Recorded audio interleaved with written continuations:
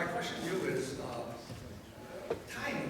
Now, tonight you've mentioned your timeline could be decades. No, I said it can't be decades. There's no way it can go that long. The numbers are too big. Okay, well, at 60 years old, if it's going to be 20 years, now we're partying up. No, it's not going to be 20 years. That's my point. It's not going to be. The world doesn't have that much money. You know, I said the only way that it can last for that kind of time, the Earth would have to be invaded, right, by aliens, and they would have to be willing to buy our bonds, right? Because we would have to take this scheme and go galactic with it, right? They'd have to be holding U.S. treasuries in other solar systems, right? But if that doesn't happen, right, then it's not going to last that long. So seriously, give us a timeline. It's going to be 5 years? No, I don't think it'll be. Months, maybe. I think it's going to happen in the next year, 2, 3. You know, can it happen more than that? Look, anything can happen. Look, it shouldn't have even gone on as long as it has. So, and you never know, as I said, you never know what might happen that will delay. Like this whole European crisis has delayed this scenario in the U.S. by years, because it has shifted the world's attention away from the U.S. And in fact, problems in Europe are so bad that it actually makes America look good in somebody's eyes. You know, but we don't look good. It's just that they're that bad. But the reality is, as bad as they are, we're actually worse. Except we are not at a point where we have a crisis yet, because our interest rates haven't risen. That's the only difference. The only difference between Europe and America is that rates haven't gone up here yet. They've gone up there. Now, they haven't gone up everywhere. They're still low in Germany, but they've gone up in certain countries. And the countries that are having problems are the countries where interest rates have gone up. And the countries where they haven't gone up, they don't have the problem yet. But it's just a matter of time. Eventually, interest rates have to go up, because eventually no one's going to want to lend money at these low rates when it's obvious where inflation is going. And then you can't pull the wool over everybody's eyes anymore. But I don't know exactly how long it's going to take. But I would be surprised if it went on for 4 or 5 more years. I just can't see, because the budget deficits aren't going to get smaller. So the national debt keeps getting bigger and bigger. And I know that the economy isn't really growing. Our trade deficits have to get bigger. Our current account deficits are getting bigger. And this sheer enormity of the problem makes it impossible to finance. And so it ultimately, just like when people ask me, when is the housing bubble going to burst? When I was talking about it in 2004, I said, like, I don't know. I just know that it will. I can't tell you the exact date, but eventually prices are going to start to come down, and then that's going to be the end of it. You know, because because once they start coming down, the whole psychology. So it's psychological. Once people perceive what I already perceived. See, I perceived the real estate problem years before it was obvious to most investors. But eventually they figured out what I had been warning about, and then it came true. So I'm perceiving this problem with solvency in the U.S., and a lot of other investors are oblivious to it right now. They'll wake up eventually, and when enough people wake up, then the party's over. But I would prepare for it now. I mean, instead of trying to figure out when it's going to happen, the important thing is knowing that it's going to happen, and make sure you're prepared in advance. Make sure you're not caught holding a bunch of dollars. It's like a game of musical chairs, right? You don't know when the music's going to stop, but when it stops, you got to beat a chair. And when the music stops on this game, whoever has the most dollars is going to be the loser. So, you got to make sure that you're in the right assets, the right investments, and then if it takes 6 months or 6 years, it doesn't matter, because you're prepared when it happens. Thanks for the opportunity. My wife is a pediatric dentist. She has her own practice. I'm a real estate broker in a neighborhood about 10 minutes northwest of downtown. And basically, I took your advice, and we sold our condo in 2009, which ended up being the right move, because it's probably 20% less now than it was when we sold it. But now we're seeing rents going up fairly rapidly to the point where it is almost cheaper to buy something. So my background naturally leads me to think, well, what if we bought a multi-unit building where we had rents coming in? Our living share was relatively low, and then I could keep it as a long-term investment, because if you have an inflationary period, our aren't rents going to keep going up? And Yeah, well, I mean, look, a lot of it depends on how much you have to put down, and because, what you could have done, the opportunity cost of the down payment. I think that real estate in America is going to lose a lot of value relative to real estate in other parts of the world, relative to gold, relative to foreign currencies. And rents are rising now. And I expect they're going to rise because, more people are looking to rent because they're not buying. And, costs are rising. Maintenance costs are rising, taxes are rising. And so landlords, are able to raise their prices. But I think, ultimately, rents are going to fall before they rise again. Because I think what's going to happen is as inflation really starts to accelerate and as the dollar really starts to lose value, a lot more people are going to lose their jobs. And a lot more people who have jobs are going to be spending most of their income on food, on fuel. And therefore, they're not going to have money to pay their rent. Now, you've got to eat, you need to buy gasoline. But you can find ways to spend less on rent. And the way you do that is you take on a roommate. You move in with your parents. A lot of people have found that. Kids are moving in with their parents. Elderly parents, if they can't make ends meet on Social Security, can just move back in with their grown children. People can just rent out rooms in their house, take on boarders. So I think what's going to happen is that rents are going to go down as the economy gets poorer and poorer, and families double up and triple up and rent out rooms. And a lot of them just stop paying their rent because they just don't have any money. And so I think, and if we go through hyperinflation, that's generally what happens.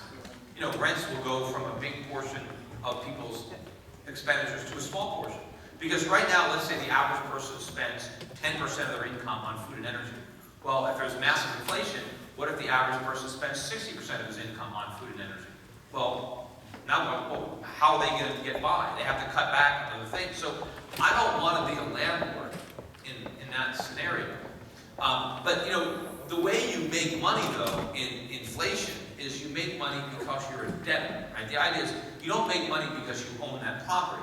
You make money because inflation wipes out the mortgage that you use to buy the property. And a lot of it is timing. Is it going to be, can you get an adjustment rate mortgage or can you get a fixed rate mortgage? It certainly makes sense to me to take out, I just refinanced my house again. I got a 4% jumbo mortgage on my house. And I mean, my payment is pretty big, but I'm pretty sure that in 30 years when I mail in my last payment, that the number on the stamp on the outside of the envelope will be larger than the number on the check on the inside of the envelope. So yeah, you make money, because inflation basically wipes out your debt, but if you have to put down 20 or 30%, you're going to lose that down payment. You're probably better off buying something else. So I wouldn't want to be a landlord investor. I can understand when you're talking about renting, and rents are going up. If you can buy a place for yourself and put a low enough down payment and get a 30-year fixed rate loan, it might make sense to buy under those circumstances. But I mean, even my house that I bought, is already down. I'm down 20%. In fact, I spent money fixing it up. And now, I just had the appraisal to do my refi, and the appraiser estimates what it would cost to build the property, and then he puts what he thinks it's worth based on comparable sales. And if somebody gave me my land for free and I built my house at what the appraiser said it would cost, it's worth less than the current market value. I mean, so still, prices are still dropping in Connecticut. I mean, some parts, so, and again, I didn't buy my house with the illusion that I was making an investment. I bought my house with the same attitude when I bought my boat. I knew that I was spending money. That if I was thinking about the bottom line, if it was a financial decision, I would have continued to rent. But there were other factors at work that caused me to buy, even though I knew it was the more expensive option. Because sometimes, why do I own a boat that I barely use instead of renting one every once in a while? Obviously, the financial decision is, but sometimes you get a certain, pleasure in owning something and having, having it there exactly when you want it, the way you want it, and things like that. But those things cost money. But what happened is, during a period of time, people got convinced, a lot of times by realtors, that a house was different, that somehow a house was an investment. A house is not an investment. You're consuming it. But inflation, when you take on a lot of debt, inflation can wipe out that debt, and so you can end up winning because your debt got wiped out. And you have the right call on which property buying. Yeah, well, I mean, if you're going to buy property, you can look at farmland, or because you want to buy resources, and it depends on you can have rentals, but I mean, if there's no jobs in the area where you are, so you have to look at who's the local employers. I mean, if you're talking about apartments in North Dakota where there's a lot of oil and hardly any unemployment, and that might make sense, but it depends on where you are and what are the prospects for employment in the future, because people need jobs to pay their rent. But I would rather invest abroad. I'd rather own real estate abroad. I'd rather own income-producing investments abroad and pay the rent. If you're thinking about it from a financial So decision. if you have kids, it's okay if the rents keep going up because of inflation, you're still going to be better off than buying. Yeah, and I think if you have overseas investments and you're getting income in appreciating currencies, that the cash flow on your investments will be more than enough to make up for the rents going on. And I think eventually that you'll have more. The dollar will lose value faster than your rents are rising, because rents will not go up as fast as gas prices or food prices or the price of a new car, because those things have a global market, right? Whenever you buy gasoline, you're competing with somebody in Asia who wants that gasoline. You're competing with somebody, in China who wants, or in Europe, right? But if you've got, a duplex, in Illinois, the only people who are the people who are competing with, they're all just the people that live there. Nobody in Japan wants to rent that apartment, right? So you don't have to worry about that. It's just the Americans bidding against each other. If the Americans are all broke, how much can you rent it out for? So things that have a local market, the price of those things won't go up nearly as much as things that have a global market. My question is, when the Treasury gave direct access from China, do you think it was not really so much to fund the government, but to lock up their money into more IOUs so they don't spend it, buying land and businesses because of security? Yeah, the government made it easier for China to go directly to buy U.S. Treasuries and kind of cut out some of the commissions they were paying. They made it easier for China to loan the money, because that's what we need. It's like we wanted to make it easier for our heroin supplier to get us heroin, and that's what we did. And it's just this is this relationship that we have. We borrow all this money. I mean, even Mitt Romney in his debate mentioned that he talked about, look, I'm not going to fund the program if we have to borrow money from China to pay for it. But of course, that's exactly what he's going to do, because he said he didn't want to make any cuts to anything, except the only thing he's going to cut is Big Bird, but it's not going to save that much money. I like the idea, but it can't stop there. But yeah, that's why we did it. But I don't know why the Chinese want to lend us money. In fact, though, if you look at China, China doesn't export any gold anymore. They're the biggest producer of gold, and every ounce of gold that Chinese mines produce, the Chinese government buys it. All of it. And they're importing gold. China is importing gold, even though they're the biggest producer. It's like Saudi Arabia importing oil. Right? So what are they doing?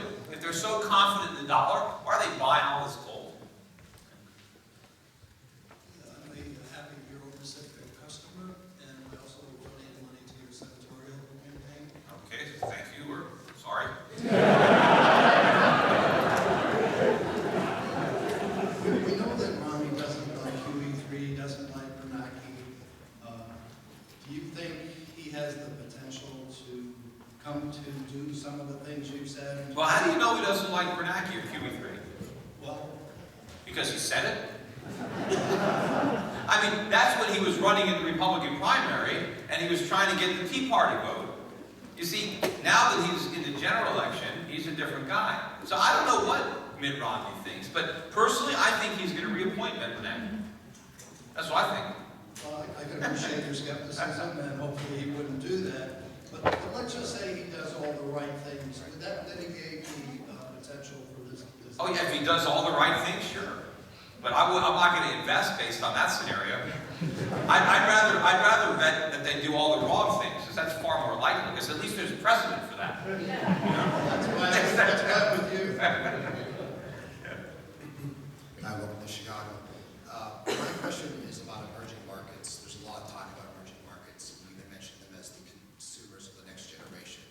But with some of the largest emerging markets so heavily invested in the United States and treasuries and whatnot, does the power and the economic power necessarily shift, or do we drag them down with us? Well, we can drag them down with us if they decide to stay tethered to our ship, you know, as it sinks. All they have to do is sever the cord. You know, I mean, and I hear this all the time from so-called experts that, you know, a country like China say, well, China needs us because we buy all their stuff. I mean, come on. I mean, they don't need us. They can't buy their own stuff.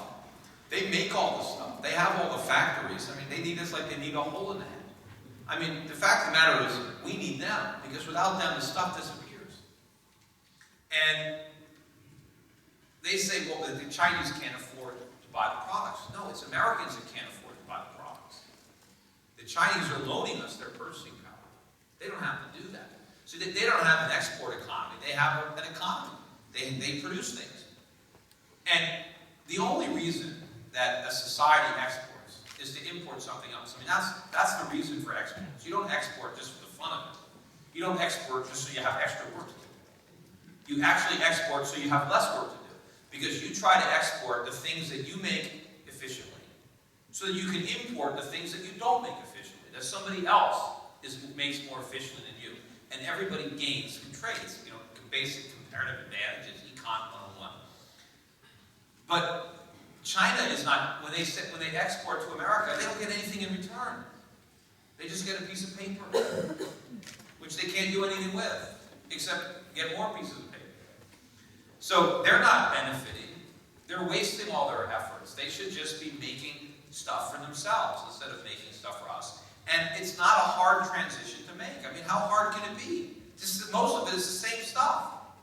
But you don't think that the Chinese want all these things that they're making? I mean, I always get a kick, you know, they say, you know, Americans, you know, they need our demand, you know, like, you know, we're the consumers. Like, how hard is it to go to the mall and buy something? And anybody can consume. I mean, the key is to produce. And do you think that the Chinese don't want all the stuff that they're making? I mean, come on. It's like if people actually think the Chinese are working in a factory. Let's say I work in a factory and I make washing machines. And there's a Chinese guy sitting there, and he doesn't have a washing machine. He washes his clothes in the stream, and he you know, wrings them dry and hangs them up, you know, on a clothesline. And he's making his washing machine on. He said, God, I'm glad I don't have one of these things. Of course he wants one, he just can't afford it because the currency is too low. That's what they need. See, if China severs their ties with us, they're going to have deflation. The RMB is going to go way up, and the prices are going to come way down. And now all the goods that they put on ships and send to America, they're just going to put them right on their own shelves, and they're going to take them home. And they'll have a much stronger economy. It's the same thing that America did after the Second World War. We had a similar situation where all of our workers were working for the government. 10 million men were soldiers. And if you weren't a soldier, you were working in a factory making bombs for the soldiers. Everybody was working on the war effort. And meanwhile, everything was rationed at home. I mean, you couldn't get anything because all the resources were going towards the war effort. And there were actually a lot of economists back then who were afraid that if the war ended, we'd have a depression because all these people would be unemployed. And so maybe we should keep the factories going and keep making bombs even though we didn't have any use for them. But the truth of it is, the minute we ended the war, we didn't have a collapse, we had a boom. Because, you know, we just stopped making things that could explode and we started making things that made people's lives better. We just, you know, instead of making planes for the military, we made civilian planes. Instead of making jeeps and tanks, we made automobiles for consumers. So the factories just made different things. People didn't lose their jobs. They just started to, people started to benefit from their work instead of having all their effort used to fight the Germans or, the Japanese. So right now you've got all the people working in China, but they're not benefiting from their labor. We're benefiting from their labor. I mean, the whole idea that this is somehow a good deal for them. We get the stuff and they get the work. I mean, that's the deal that the slave owners had with their slaves, right? It wasn't, it wasn't a disaster when they were emancipated, right? And so it's not going to be a disaster for the Chinese when they're free and they can start enjoying the fruits of their labor. So, no, I think that once these economies restructure, it's going to be a boom. Now, yeah, there are some businesses in these emerging markets that will suffer.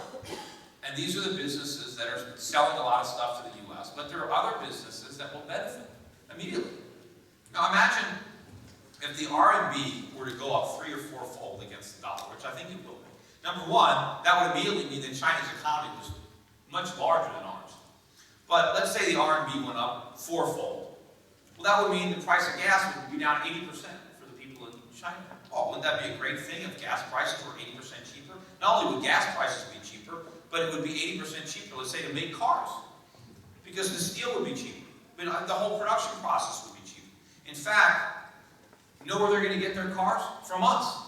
Because if the dollar goes down by that much, gas prices might go up 4-fold in America. So instead of being $4 or $5 a gallon, gas could be $20 a gallon. Are Americans going to use their cars at the cost of $20 a gallon for gas? No. So where are those cars going to go? To China. We're going to export them there. They're going to repossess all of our stuff. Right? Because right now, the way it works is the world sends us stuff, and we send them money. When it reverses, we're going to have to send stuff, and the money's going to come back. But what stuff are we going to send? Not the stuff that we make, because we don't have the factories. It's the stuff that we already bought. All the stuff that we really can't afford. And you know what? So we're going to send the Chinese our cars, and they're going to send us their bicycles. Well, Mr. Schiff, I work in a restaurant in Indianapolis. I know you come through town from time to time to visit your father. I love to buy you dinner sometimes, so stop in. I can do that because I took your investment strategy. So All right, thank you. my question is, I'm familiar with your old pack metals, and what would you recommend? Would you recommend getting physical precious metals, or would you recommend going through something like the Perth? Yeah, well, I recommend both. I mean, because we try to be diversified. So the Perth Mint is a program that we run through Your Pacific Capital, and that's where you have gold stored offshore in Australia. And the reason you want to have some gold offshore is, it's what if things get really bad and you have to leave the country? It's nice to know that when you leave, you've got some money waiting for you. Because believe me, if things really get bad and you have to leave, they're not going to let you take your gold out. Who knows what the penalty might be for smuggling gold out of the country? It might not even be legal to own it. So it's good to have it outside of the country now, while you can get it out there. But then you want to have some gold with you, some gold and silver in case you need it for barter. But you don't want to put it in a bank. I mean, that's the last place you want to put it. It wouldn't be safe there. I mean, the government knows where it is. Why would you want to put it in a bank? So I recommend a combination of some physical gold. You don't want to get conned into buying numismatics and just make some salesman rich. You just want to buy bullion coins. You want to pay as low a premium as you can over the spot price, which is what, we don't charge big markups at Your Pacific Precious Metals for physical gold and silver. And, and then I think you also want to buy mining stocks. I mean, they're very cheap, most of them. Because even though the price of gold has gone up so much in the last 5, 6, 7 years, the price of mining gold, the cost of mining, has gone up even faster. I mean, people say there's no inflation. You should look at how much it costs to mine gold. Prices are skyrocketing. So even though gold prices have gone way up, gold mining is not a more profitable business, which shows you how much higher gold prices really have to rise. Because they haven't even really risen yet. They barely kept pace with the cost of mining. So I still think the lion's share of the gold move is ahead of us. And I think one day you're going to start to see big jumps in the price of gold, $100 a day or more up. And you want to get in before that, before everybody is stampeded to get in. But get a combination, some in Australia, physical precious metals. Hi. So I have a question that kind of goes into a couple other questions. Back in the 90s, Clinton moved it started under Rubin, you're right. It was a bad decision, but it was a politically expedient one. Well, yeah, but now I'm wondering, is Operation Twist part of a response to that bum decision? Yeah, I mean, what the government is doing, they have an enormous debt. And how do they handle it? They want to keep reducing the maturity of the debt because people will loan the government money at a lower rate of interest for 90 days than they will for 30 years. So the way the government handles the enormous debt is they keep shortening the maturities so that they can temporarily get the rate lower. But the problem is that strategy only works until rates go up. And then when rates go up, you're destroyed.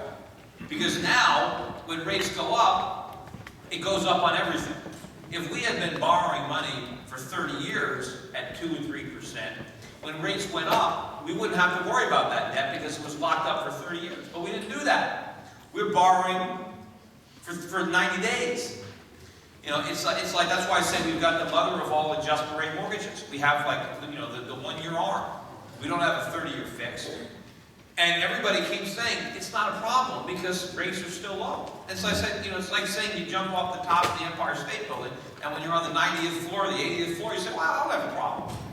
Yeah, well, I mean, yeah, you haven't hit the pavement yet, but it's just a matter of time. I mean, gravity, the minute you jump off the building, you've got a problem. You don't have a problem when you hit the pavement. I mean, that's inevitable. So to say that we don't have a problem because interest rates are still low, but what happens when they go up? And I have this argument all the time with people that say, well, interest rates will never go up. Well, how is that possible? That's like saying real estate prices will never go down. How can they never go up? We're broke. We have no savings. We have an enormous amount of debt. How can interest rates stay low? But there are people who think that rates will just stay low forever. They can't stay low. And then people think, well, rates will stay low forever and we're not going to have any inflation. How is that possible? How can we print all this money and not have any inflation? When printing money is inflation. It just works its way into the price structure in different ways. You can see it in real estate or stocks or bonds, but we have the inflation. Okay, so when you have the Chinese, who are the biggest bond buyers, at least up until 2008, and then in June of 2011, they get a direct line to the Treasury, unprecedented in Treasury history. And maybe the Chinese are thinking they're not getting a rate that's commensurate with the amount of risk they're getting. So why are we thinking they're taking that direct line to be able to buy treasuries? Maybe for all we know, they really have that direct line to sell them, and they're not going through the broker-dealers because then nobody would know. China doesn't have to sell their treasuries. They just let them mature. They don't own the long-term debt. They own short-term paper. And the reason they own short-term paper is they don't want to have to find a buyer. They just let them mature and force the government to pay up. But, China is just trying to figure out how to get out of the bind that they think they're in. They're in the situation where they've loaned us so much money, we can't pay it back, and they don't want to acknowledge how much they've lost. And the Chinese have lost trillions. But the problem is they're continuing to throw good money after bad, hoping that the situation will turn around.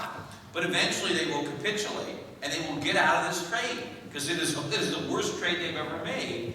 And maybe they're thinking that they can somehow soften the blow if they can just accumulate enough resources, enough energy, enough before the bottom drops out. But the problem is that they're accumulating dollars faster than they spend them. So they're eventually going to do the right thing and do what's in their interest and not what's in our interest. And then we're going to have to face the music. And it's again, I said, it's not going to be pretty. My question is that back in 2008, all this newly printed money, created money, was given to the banks to capitalize them. Now, most of this money is essentially still parked with the banks, so they're buying government bonds, and it hasn't come into the economy, which is kind of why. Well, it still goes into the economy.